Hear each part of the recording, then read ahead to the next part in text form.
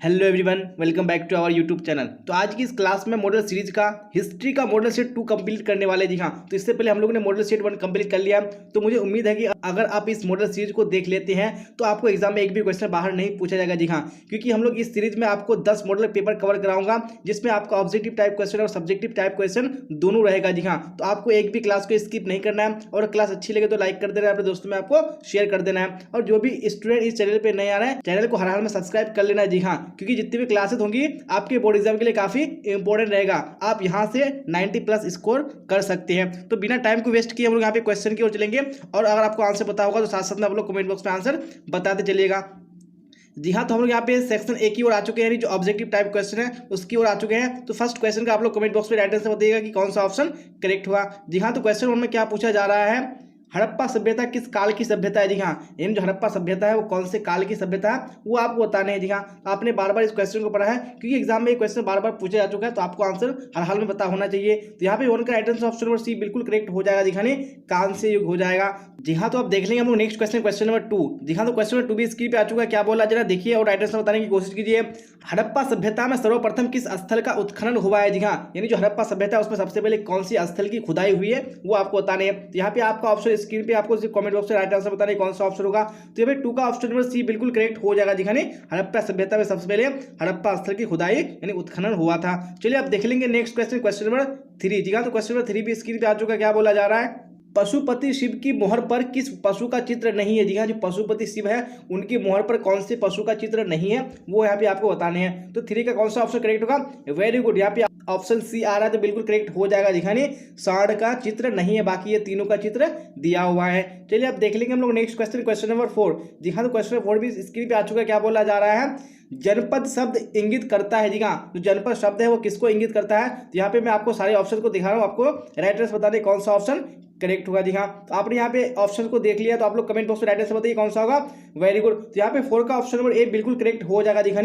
प्रशासनिक अधिकारी को इंगित करता है जनपद शब्द। चलिए अब देख लेंगे हम लोग नेक्स्ट क्वेश्चन, क्वेश्चन नंबर 5 जी हाँ। तो क्वेश्चन नंबर 5 भी स्क्रीन पे आ चुका है, क्या बोला जा रहा है, मौर्य काल में राजकीय कृषि का प्रधान था जी हाँ। यानी जो मौर्य काल था उसमें जो राजकीय कृषि होती थी उसका प्रधान, उसका हेड कौन था वो आपको बताने हैं जी हाँ। तो 5 का ऑप्शन नंबर बी बिल्कुल करेक्ट हो जाएगा, ये सीता अध्यक्ष हो जाएगा, ऑप्शन नंबर बी बिल्कुल करेक्ट हो जाएगा।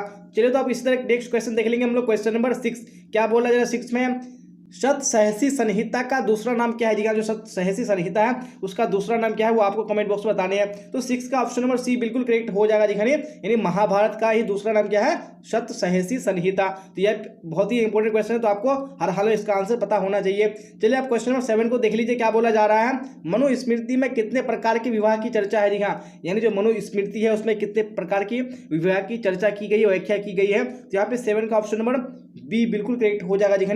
8 प्रकार की विवाह की चर्चा की गई है। चलिए तो इसी तरह नेक्स्ट क्वेश्चन देख लेंगे हम लोग, क्वेश्चन नंबर 8 जी हाँ। तो क्वेश्चन नंबर 8 भी स्क्रीन पे आ चुका है, क्या बोला जा रहा है, प्राचीनतम वेद कौन है जी हाँ। यानी इनमें से कौन सा वेद सबसे प्राचीनतम सबसे पुराना है वो आपको बताने हैं। यहाँ पे 8 का ऑप्शन नंबर ए बिल्कुल करेक्ट हो जाएगा जी हाँ। ऋग्वेद जी हाँ, ऋग्वेद क्या है, सबसे पुराना वेद है। तो इसका भी आंसर आपको हर हाल में पता होना चाहिए। चलिए तो अब देख लेंगे हम लोग नेक्स्ट क्वेश्चन, क्वेश्चन नंबर 9 जी हाँ। तो क्वेश्चन नंबर 9 भी स्क्रीन पे आ चुका है, क्या बोला जा रहा है देखिए और राइट आंसर बताने की कोशिश कीजिए।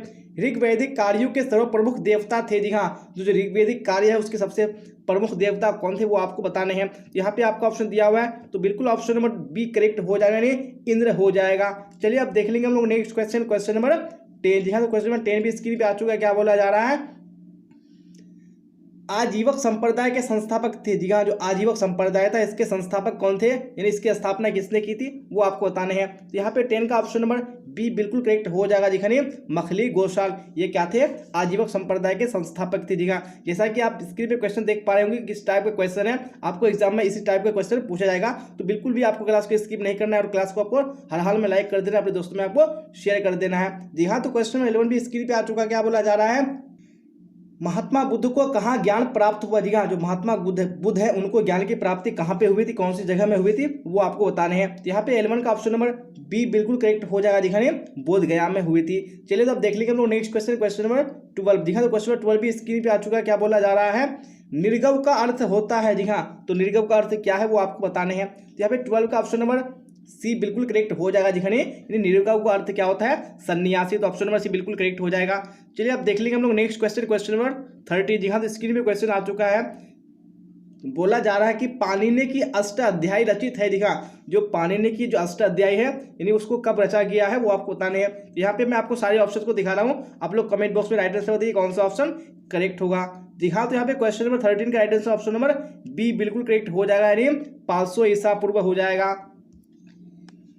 चलिए अब देख लेंगे हम लोग नेक्स्ट क्वेश्चन, क्वेश्चन नंबर 14। यहाँ पे स्क्रीन पे क्वेश्चन आ चुका है, क्या बोला जा रहा है, तंबाकू का सेवन सर्वप्रथम किस मुगल सम्राट ने किया था। जी हाँ, जो तंबाकू है, टोबैको है, उसका यूज सबसे पहले किस मुगल सम्राट ने किया था वो बताने हैं।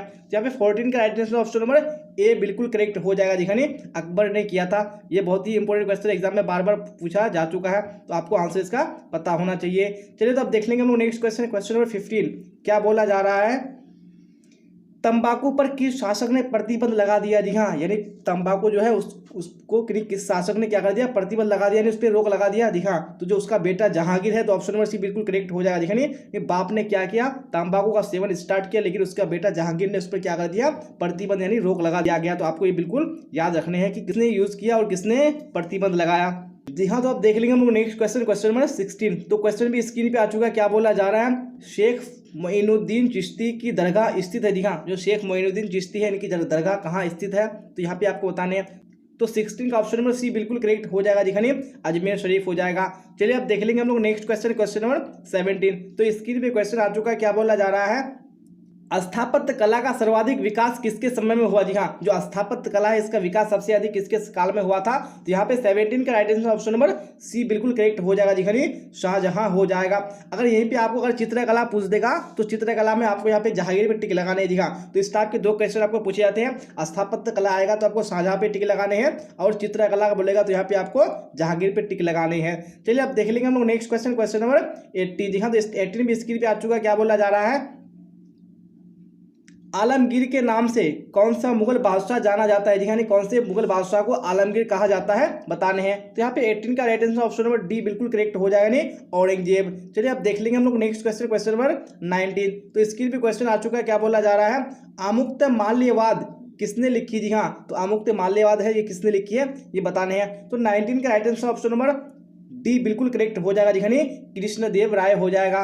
चलिए तो अब देख लेंगे हम लोग नेक्स्ट क्वेश्चन, क्वेश्चन नंबर 20। तो स्क्रीन पे आ चुका है क्वेश्चन। क्या बोला जा रहा है, कौन सा विदेशी यात्री घोड़ों का व्यापारी था। जी हाँ, कौन सा जो विदेशी यात्री था वो घोड़े के व्यापार करते थे। तो यहाँ पे 20 का right answer option number D बिल्कुल करेक्ट हो जाएगा, यानी ए एवं बी दोनों, यानी अफनासी निकेतन भी और फरनाओ नूनिस भी, यानी दोनों क्या थे, व्यापारी थे घोड़े का। चलिए अब देख लेंगे नेक्स्ट क्वेश्चन, क्वेश्चन नंबर 21। जी हाँ, तो स्क्रीन पे आ चुका है। क्या बोला जा रहा है, निम्न में से पुर्तगाली यात्री कौन था। जी हाँ, कौन सा यात्री था जो पुर्तगाल का रहने वाला था। तो 21 का right answer option number D हो जाएगा, यानी इनमें से सभी ये सारे क्या थे, यानी पुर्तगाली थे। चलिए अब देख लेंगे नेक्स्ट क्वेश्चन, क्वेश्चन नंबर 22। क्या बोला जाए 22 में, इब्न बतूता किस सुल्तान के शासन काल में भारत आया था। जी हाँ, यानी जब इब्न बतूता भारत आया था तो उसमें भारत का सुल्तान कौन था, यहाँ पे आपको बताने हैं। तो मैं आपको सारे ऑप्शन को दिखा रहा हूँ। जी हाँ, तो यहाँ पे जो आपका राइट आंसर हो जाएगा वो क्वेश्चन नंबर 22 का वो ऑप्शन नंबर ए करेक्ट हो जाएगा। दिखानी मोहम्मद बिन तुगलक के शासन काल में आया था। चलिए अब देख लेंगे हम लोग नेक्स्ट क्वेश्चन, क्वेश्चन नंबर 23। जी हाँ, तो स्क्रीन पे क्वेश्चन आ चुका है। क्या बोला जा रहा है, अल बरूनी किसके साथ भारत आया। जी हाँ, जो अल बरूनी था वो किसके साथ भारत आया था, यानी कौन सा शासक के साथ आया था। तो 23 का right answer option number A बिल्कुल करेक्ट हो जाएगा, नहीं महमूद गजनी के साथ आया था। चलिए अब देख लेंगे नेक्स्ट क्वेश्चन, क्वेश्चन 24। क्या बोला जा रहा है, किताबुर रहला में किसका यात्रा वृत्तांत मिला है। जी हाँ, जो किताबुर रहला है क्या है, एक यात्रा वृत्तांत है। तो इसमें किसका यात्रा वृत्तांत मिलता है वो आपको बताने हैं। यहाँ पे 24 का right answer option number C बिल्कुल करेक्ट हो जाएगा। दिखानी इब्न बतूता का मिलता है। चलिए अब देख लेंगे नेक्स्ट क्वेश्चन, क्वेश्चन 25। क्या बोला जा रहा है 25 में, निम्न में से महिला रहस्यवादी संत थी। जी हाँ, कौन सी महिला रहस्यवादी संत थी। जब 25 का ऑप्शन नंबर सी बिल्कुल करेक्ट हो जाएगा, नहीं रबिया हो जाएगा। चलिए अब देख लेंगे हम लोग नेक्स्ट क्वेश्चन, क्वेश्चन नंबर 26। जी हाँ, तो क्वेश्चन 26 भी स्क्रीन पे आ चुका है। क्या बोला जा रहा है, निजामुद्दीन औलिया किस सूफी सिलसिले से संबंधित है। जी हाँ, जो निजामुद्दीन औलिया है उनका संबंध कौन से सूफी सिलसिले से है। यहाँ पे 26 का ऑप्शन नंबर ए बिल्कुल करेक्ट हो जाएगा, नहीं चिश्ती सिलसिला हो जाएगा। चलिए अब देख लेंगे नेक्स्ट क्वेश्चन, क्वेश्चन नंबर 27। तो स्क्रीन पे आ चुका है क्वेश्चन। क्या बोला जा रहा है, पहाड़ी लोग किस प्रकार की खेती अपनाते हैं। जी हाँ, तो किस टाइप का खेती करते हैं पहाड़ी लोग। तो ऑप्शन नंबर ए यानी सीढ़ीदार खेती बिल्कुल करेक्ट हो जाएगा। चलिए अब देख लेंगे नेक्स्ट क्वेश्चन, क्वेश्चन 28। क्या बोला जा रहा है, सिक्मी रैयत को बंगाल में जमीन पट्टे पर कौन देता था। जी हाँ, तो कौन पट्टे पर देता था जमीन किसको, शिकमी रैयत को। तो यहाँ पे ऑप्शन नंबर ए बिल्कुल करेक्ट हो जाएगा, नहीं रैयत हो जाएगा। चलिए अब देख लेंगे हम लोग नेक्स्ट क्वेश्चन, क्वेश्चन 29। जी हाँ, और आपको इसी तरह भी क्लास तक बने रहना है, क्योंकि हम लोग इसी तरह के इंपॉर्टेंट क्वेश्चन अभी कवर करेंगे। बोला जा रहा है कि भारत का अंतिम मुगल शासक कौन था। जी हाँ, यानी सबसे आखिरी जो मुगल शासक था वो कौन था। तो यहाँ पे 29 का ऑप्शन नंबर बी बिल्कुल करेक्ट हो जाएगा, नहीं बहादुर शाह जफर हो जाएगा। चलिए अब देख लेंगे नेक्स्ट क्वेश्चन, क्वेश्चन 30। क्या बोला जा रहा है, 1857 के विद्रोह का मुख्य केंद्र था। जी हाँ, यानी जो 1857 में विद्रोह हुआ था उसका जो सेंटर था, केंद्र था, मुख्य, वो कौन सा था, यानी कौन सा जगह था। तो 30 का ऑप्शन नंबर ए बिल्कुल करेक्ट हो जाएगा। दिखाने उत्तर प्रदेश, बिहार, मध्य प्रदेश का बुंदेलखंड, तो बिल्कुल ऑप्शन नंबर ए करेक्ट हो जाएगा।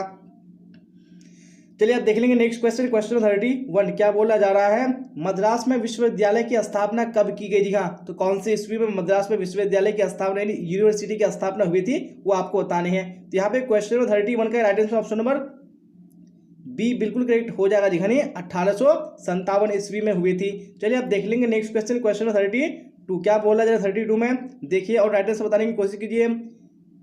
भारत में हड़प नीति का जनक किस गवर्नर जनरल को माना जाता था। जी हाँ, जो हड़प नीति भारत में अपनाई गई थी तो इसका जनक किसको माना जाता था। तो 32 का right answer option number B बिल्कुल करेक्ट हो जाएगा। दिखाने डलहौजी हो जाएगा। चलिए अब देख लेंगे नेक्स्ट क्वेश्चन, क्वेश्चन 33। क्या बोला जा रहा है, तुम मुझे खून दो मैं तुम्हें आज़ादी दूंगा का नारा किसने दिया। जी हाँ, इस नारा को किसने दिया, हम लोग बचपन से पढ़ते आ रहे हैं कि तुम मुझे खून दो मैं तुम्हें आज़ादी दूंगा। ये जो नारा दिया था ये सुभाष चंद्र बोस ने दिया था। तो ऑप्शन नंबर सी बिल्कुल करेक्ट हो जाएगा। चलिए अब देख लेंगे हम लोग नेक्स्ट क्वेश्चन, क्वेश्चन 34। जी हाँ, 34 में क्या बोला जा रहा है, करो या मरो का नारा किसने दिया। जी हाँ, डू एंड डाई, यानी करो या मरो, इसका नारा किसने दिया था। तो 34 का right answer option number A बिल्कुल करेक्ट हो जाएगा। दिखाने महात्मा गांधी ने दिया था।